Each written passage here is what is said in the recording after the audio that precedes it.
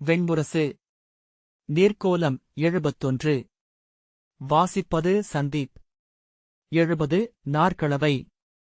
நிழலுறு கொண்டிருந்த தமயந்தி ஒருநாள் உணவின் மணத்தால் ஈர்க்கப்பட்டு காவலர் எவரும் அறியாமல் அரண்மனை வளைவுக்குள் நுழைந்தாள். அங்கே அடுமனை புழக்கடையில் குவிந்திருந்த எஞ்சிய அன்னத்தை அள்ளி அள்ளி உண்டாள்.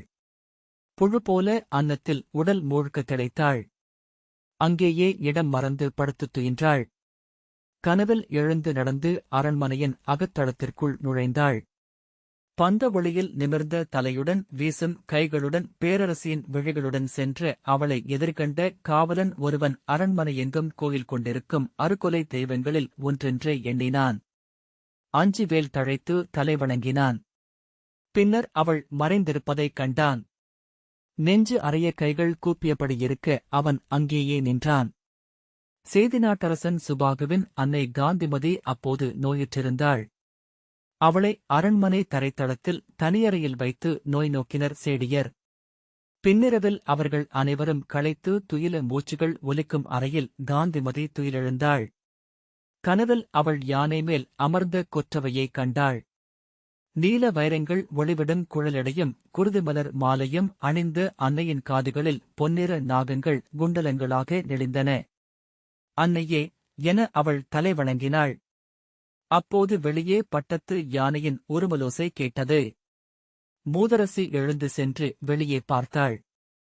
அங்கே சடைத்தெறியாக முடித்தோளில் விழுந்திருக்க மிடுக்குடன் நடந்து வந்த பேய் வடிவினளைக் கண்டு உடல் நடுங்க தூணைப் பற்றிக் கொண்டாள். கால்கள் நடுங்கி விழப்போனாள். கனவா என்று உள்ளம் பதைக்க, யார் என்றாள். அவள் நிமிர்ந்து மூதரசியை நோக்கினாள். விழிகள் அவளை பாராமல் வெறுமிக்க கனவொன்றில் விழித்திருந்தன. அங்கே நின்ற பட்டத்து யானை மெல்ல பிளிறியது. நான் தமயந்தி, மாமன்னர் நளனின் துணைவி என்று அவள் சொன்னாள். நாகவிரலியின் கைகள் ஓய்ந்தன. பாடல் நின்றது. பெருமூச்சுடன் அவள் கைகூப்பினாள். அவள் பின்னால் அமர்ந்திருந்த முழவுக்காரி நிஷதப் பேரரசி தமயந்தியை ஆண்ட பெருநாகத்தின் கதையாகிய கார்கோடகத்தின் முதல் பாதம் நிறைவுற்றது என்றாள். விரலி, எஞ்சிய கதையை சுருக்கிச் சொல்கிறேன். சுபாகுவின் அன்னை காந்திமதியின் ஆணைப்படி தமயந்தி சேதிநாட்டு அரண்மனையில் 2 ஆண்டு காலம் தங்கினாள். அவளை தூய்மை செய்து புண்களுக்கு மருந்திட்டு நோய் மீட்டனர். காந்திமதி தன் மகளும் வேந்தனின் தங்கையுமான சுனந்தைக்கு அவளை அணுக்கியாக நிறுத்தினாள். மூதரசியன்று எவரும் அவளை எவரென்று அறிந்திருக்கவில்லை. அவளும் தன்னை அறிந்திருக்கவில்லை. அன்று விதர்ப்ப நாட்டில் உடன்பிறந்தாரிடையே பூசல் எழுந்திருந்தது. விதர்ப்பத்தின் வடகிழக்கு எல்லையான மேக்கலகிரியின் மலைக்குடிகளான பீலர்களின் குலத்தலைவர் மகளில் பீமகர் பெற்ற 7 மைந்தர்களில் மூத்தவனாகிய தண்டன் பீமத்துவஜன் என்ற பெயரில் போஜகடகத்தை ஆண்டான். சேதி நிலத்தைச் சேர்ந்த பைகர் குலத்தலைவரின் மகளில் பீமகர் பெற்ற 12 மைந்தரில் மூத்தவனாகிய தமன் பீமபலன் என்ற பெயரில் குண்டினபுரியை ஆண்டான். தமயந்தி நளனின் படைவல்லமையுடன் நிஷதபுரியில் ஆளும் வரை பீமத்துவஜன் 2ஆம் இடத்தில் போஜகடகத்தில் இருந்தான். அவள் அரசு நீங்கிய செய்தி வந்ததும் அவன் படை கொண்டு வந்து குண்டினபுரியை சூழ்ந்தான். 2 வாரங்களில் பீமபலன் இளையவரிடம் தோற்று மாளவம் நோக்கி படைகளுடன் பின்வாங்கிச் சென்றான். பீமத்துவஜன் குண்டினபுரியில் முடிசூட்டிக் கொள்ள பைகர்களும் பீலர்களும் நாடெங்கிலும் போரிட்டனர். ஒவ்வொரு சிற்றூரிலும் பூசல்கள் நிகழ்ந்து கொண்டிருந்தன.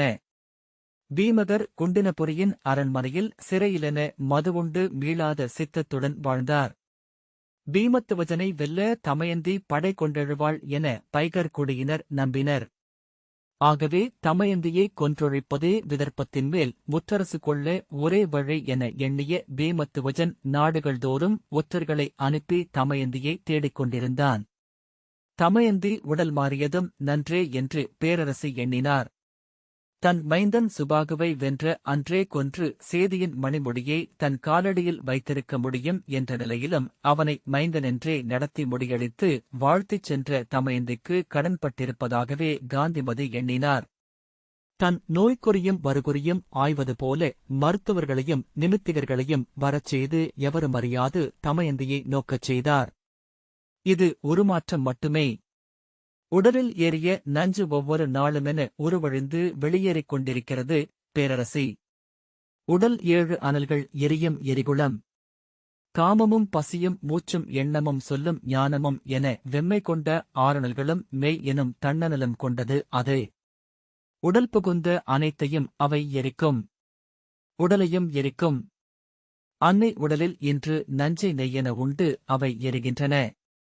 நஞ்சு வற்றும்போது பிசுக்கு அகன்று ஆடிப்பாவை தெளிவதைப் போல அவர் மீள்வார் என்றார் மருத்துவர்.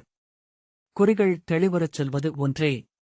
இது நிலவை நாகம் கவ்விய காலம் மட்டுமே. அரசி வெளியே வருகையில் முன்னிலும் ஒளிகொண்டிருப்பார் என்றார் நிமித்திகர். கலிசினம் கவ்வியிருக்கிறது அரசியையும் அவர் அரசையும். கலி தெய்வமல்ல, ஊழை வகுக்கும் ஆற்றல் அவனுக்கு அளிக்கப்படவில்லை.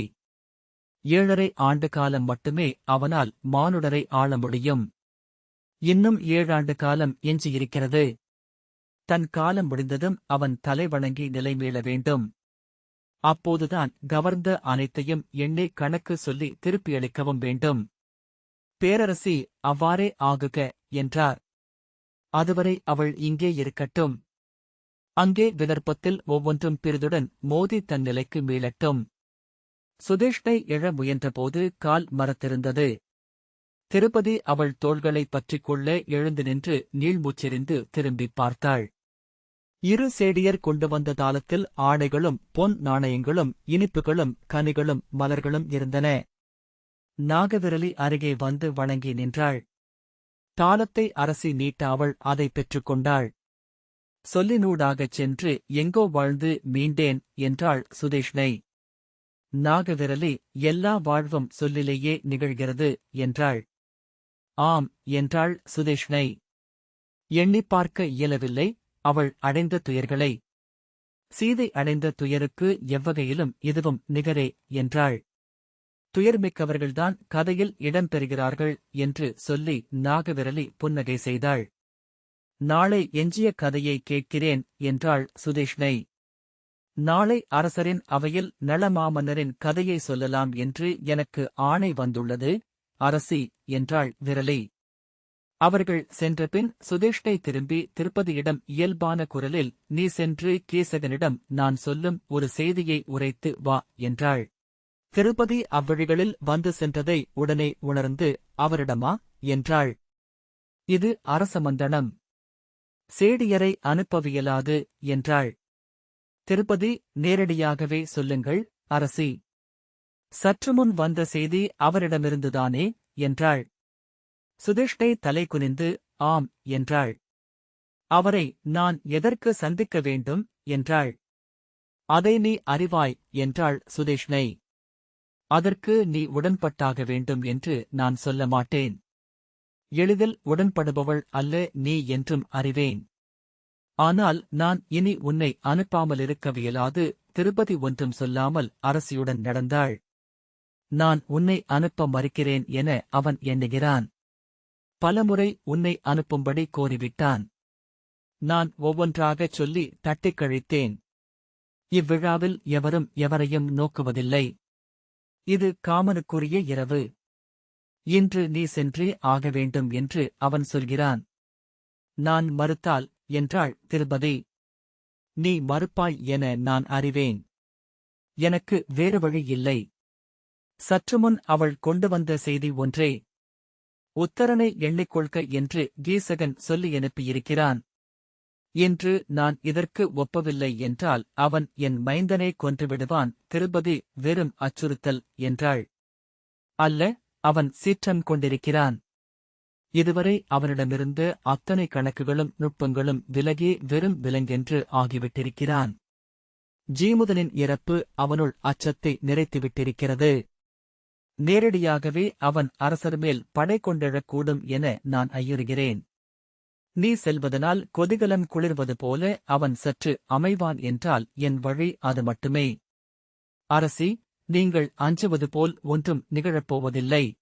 ஜீமுதனைக் கொன்றவன் இங்குதான் உள்ளான் என்றாள் திருப்பதி. அவன் வெறும் அடுமனை அடிமை. இன்றிரவே அவனை கொன்றுவிடுவான் கீசகன். ஒளியம்போ நச்சுணவோ பிடித்து கழுவேற்றவும் கூடும். என் உள்ளம் சொல்கிறது அனைத்தும் உச்சம் கொண்டு விட்டன. இனி இந்த ஆடல் நீடிக்காது. அவள் திருபதியின் கைகளைப் பற்றிக் கொண்டாள். எனக்கு வேறு வழியில்லை. அவனிடம் செல். அவனை சற்று தணிவித்துவிட்டு வா. நீ எவரென்று நான் அறியேன். ஆனால் உன்னால் அதை செய்ய முடியும். திருப்பதி சொல்லெடுப்பதற்குள் நீ மறுத்தால் படைகளை அழைப்பேன். ஆம், எனக்கு என் மைந்தனே முதன்மை. வேறு வழியில்லை என்று அரசி கூவினாள். திருப்பதி செல்கிறேன் என்றாள். நான் சொல்வதே கேள். நான் என அரசி தொடர நான் செல்கிறேன் என்றேனே என்றாள். என்னை முனியாதே.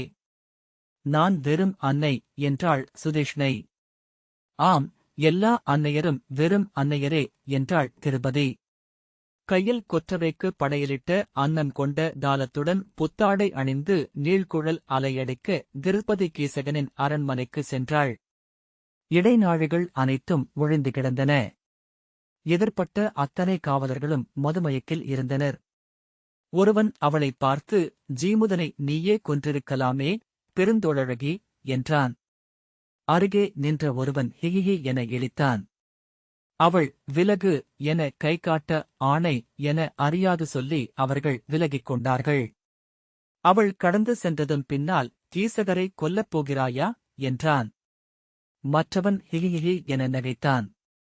கீசகனின் அறைவாயிலில் காவலர் எவருமிருக்கவில்லை.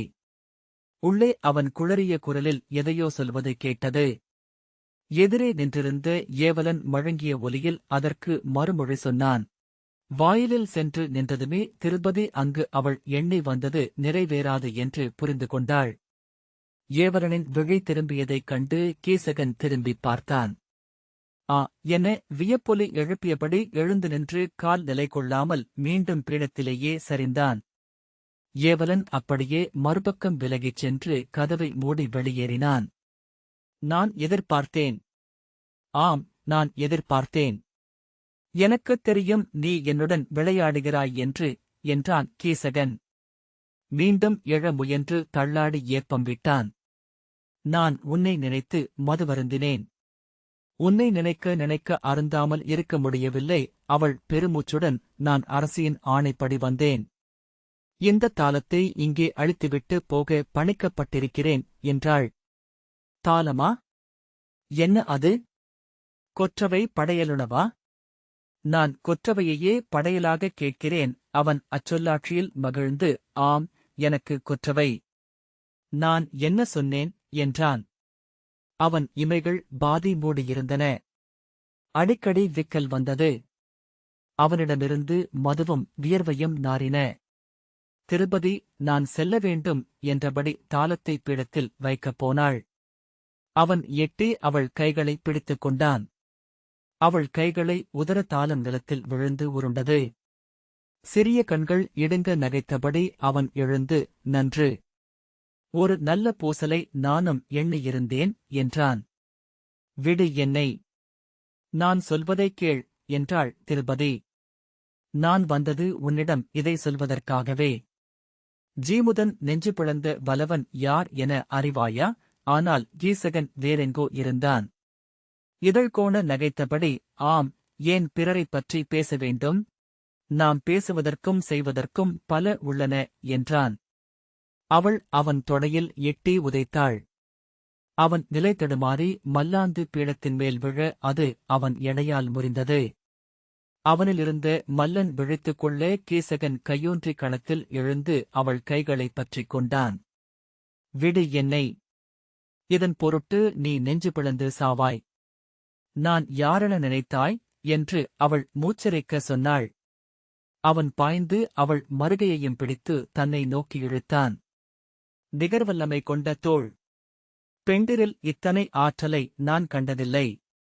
நான் விழைந்தது இதையே என்றான் கீசகன். அவள் அவன் பிடியை விலக்கி அவனை தூக்கிச் சுழற்றி அப்பால் வீசினாள்.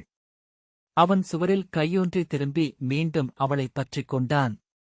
நீ நகர் நுழைந்தபோது எனக்குரிய இணை வந்துவிட்டதென காவலர் வந்து சொன்னார்கள் என்றபடி அவன் அவளை இறுக்கினான்.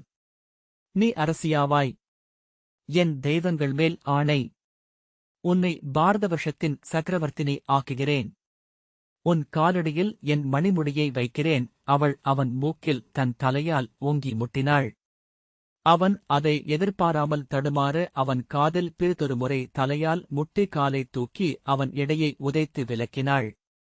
அவன் பாய்ந்து பிடிப்பதற்குள் வெளியே ஓடினாள். சி, இழிமகளே! நில்! பிடித்தால் உன் சங்கை நெரிப்பேன். நில்! என்று கூவியபடி கீசகன் அவளை துரத்தி வந்தான். அவள் இடைநாழி வழியாக ஓட கீசகன், பிடியுங்கள் அவளை! பிடியுங்கள் என்று கூவியபடி எடைமிக்க கால்கள் ஓசையிட தொடர்ந்தோடினான். காவலர்கள் அதை விளையாட்டு என எண்ணி இழுத்தபடி நின்றனர். திருப்பதி இடைநாழியிலிருந்து பாய்ந்து அப்பாலிருந்த சிறிய முற்றத்தை அடைந்து அதற்கும் அப்பால் விளக்கொளியில் செந்நிறத் திரைச்சீலை போல தெரிந்த வாயிலை நோக்கி ஓடினாள். இல்! அவளை பிடியுங்கள்! பிடியுங்கள்! என்று கூவியபடி இடைநாழியில் குதித்த கீசகன் கால் தடுக்கி விழுந்து கையொன்றி எழுந்தான். விழுந்த அதிர்வில் குமட்டல் எழ ஓங்கரித்து துப்பியபடி ஓடி வந்தான். அரைவாயிலில் நின்றிருந்த காவலன் உள்ளே நிகழ்வதை நோக்கிக் கொண்டிருந்தான். இன்னொருவன் கீழே அமர்ந்திருந்தான். திருப்பதி பாய்ந்து உள்ளே செல்ல அவன், ஏய்! என்ன இது? யார்? இது அரசர் அவை எனக் கூவினான். தொடர்ந்து வந்த கீசகன் அவனைப் பிடித்து விலக்கிவிட்டு உள்ளே வந்தான். உள்ளே விராடரும் குங்கனும் பகடையாடிக் கொண்டிருந்தனர். களத்தில் பரப்பப்பட்டிருந்த காய்களை முகவாயை கையால் தாங்கியபடி நோக்கிக் கொண்டிருந்த விராடர் திரும்பி நோக்கி, யாரது? சேடிப் பெண்ணா? அவளுக்கு என்ன வேலை இங்கே? என்றார். திருப்பதி அரசே, என்னைக் காப்பாற்றுங்கள்! உங்கள் படைத்தலைவரால் நான் பெண்ணிழிவு செய்யப்படுகிறேன் என்று கூவினாள். யார்? கீசகா, என்ன இது? என்றார் விராடர். கீசகன், அரசே, என்ன நடந்ததென்று கேளுங்கள். இவ்விழிமகள் என் அரண்மனைக்குள் புகுந்து என் கணையாழியை திருடினாள். தாளத்துடன் இவள் அறைக்குள் நுழைவதைக் கண்டேன். கள்மயக்கில் இவளுக்கு விழி கொடுக்கவில்லை. திருடுவதை தற்செயலாகக் கண்டு இவள் கையை பற்றினேன். உதறிவிட்டு ஓடினாள். துரத்தி வந்தேன் என்றான். பொய்! வேண்டுமென்றே சொல்லப்படும் பொய்! அரசி அனுப்பியே நான் அங்கே சென்றேன் என்று திருப்பதி கூவினாள். நான் திருடினேன் என்றால் அந்தக் கணையாழை எங்கே? சொல்லச் சொல்லுங்கள். கீசகன் அதை வீசிவிட்டு ஓடினாள். அரசே, என்றான். அப்படியென்றால் அவர் கையில் இருக்கும் கணையாழை எது? என்றாள் திருப்பதி. வாயை மூடு, கீழ்மகளே! எதிர்த்தா பேசுகிறாய்? என கீசகன் பாய்ந்து அவளை அறைந்தான். அவள் கீழே விழுந்ததும் எட்டி அவளை உதைத்தான். உன்னை இழுத்துச் சென்று தலையை வெட்டியிருக்க வேண்டும். அரசர் முன்னிலை என்பதனால் சொல்லாட விட்டேன். அவள் குழலை பிடித்து தூக்கி, வா! உன்னை என்ன செய்வதென்று நான் முடிவெடுக்கிறேன் என்றான். அவன் கையைப் பற்றியபடி திருப்பதி கூவினாள். நான் அரசரிடம் அறம் கேட்கிறேன். இங்கே நெறி என்று ஏதுமில்லையா? ஒரு பெண்ணை உதைப்பதற்கும் இழுத்துச் செல்வதற்கும் எக்குலமுறை ஒப்புகிறது? அரசரென அமர்ந்திருப்பவர் முன்னிலையில் நிகழலாமா இந்த கீழ்ச்செயல்? விராடர், என்ன இது, கீசகா? நாளை இது நமக்கு இழிவென்று ஆகுமல்லவா? விடு அவளை என்றார். அவள் கள்ளி. அவளுக்குரியது கைகால் மாறு தண்டனை. நெறிய சாவல் அல்ல என்று அவளை கீசகன் தரையில் இழுத்தான்.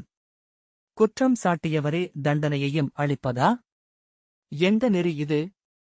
இங்கு அறமுசாவ அவையென ஏதுமில்லையா? என்றாள் திருப்பதி. அது அவை நிற்கும் தகுதி கொண்டோருக்கு.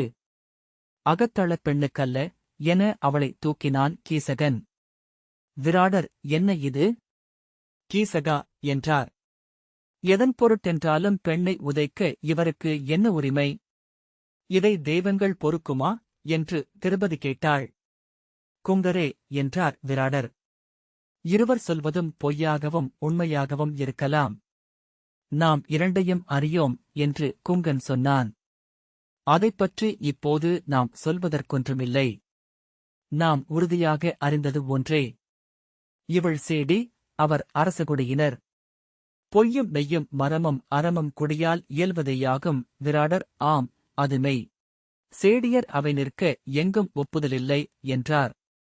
ஆனால் பெண்டிர் நாளை நம்மை குறை சொல்லலாகாது. ஆகவே இதை இளவரசியை நோக்கி முடிவு சொல்லட்டும். அடே, மறுரையில் இளவரசி உத்தரை இருக்கிறார். அவரை அவை புகும்படி நான் ஆணையிட்டதாக சொல் என்றான் குங்கன். அவள் இங்கெதற்கு என்ற கீசகன் திருப்பதியின் கூந்தலை விட்டுவிட்டான். அவள் ஆடையை திருத்தியபடி கண்ணீர் வழிய நின்றிருக்க ஏவலர் இருவரும் ஓடி உத்தரையை அழைத்து வரச் சென்றனர். அதற்குள் தன் மேலாடையை எடுத்தணிந்த விராடர், இந்த பூசல் இப்போதே முடியட்டும். எவர் செய்தது பிழை என்பதை நாளை அவை கூடி முடிவெடுப்போம். நீ செல்க என்று திருப்பதியிடம் சொன்னார். இளவரசி வரட்டும். அவை நடுவே பெண்ணை இழுத்திட்டு உதைப்பதன் நெறி என்ன என அவர் சொல்லட்டும் என்றாள் திருப்பதி. அவள் சிறுமி. அவள் இங்கே எதற்கு என்றார் விராடர். அவளுக்கு நான் அஞ்சுவேன் என எண்ணுகிறீர்களா? அவள் வரட்டும். அவள் கண்முன் இழுத்துச் செல்கிறேன் இவளை. இதோ நானே சொல்கிறேன். இவள் திருடவில்லை. என் மஞ்சத்திற்குத்தான் வந்தாள். என்னுடன் மஞ்சத்தில் இன்றிரவை கழிக்கப் போகிறாள். எவர் தடுக்கப் போகிறீர்கள்? சொல்லுங்கள் எவர். ஆனால் அவன் மீண்டும் திருப்பதியை பிடிக்கவில்லை.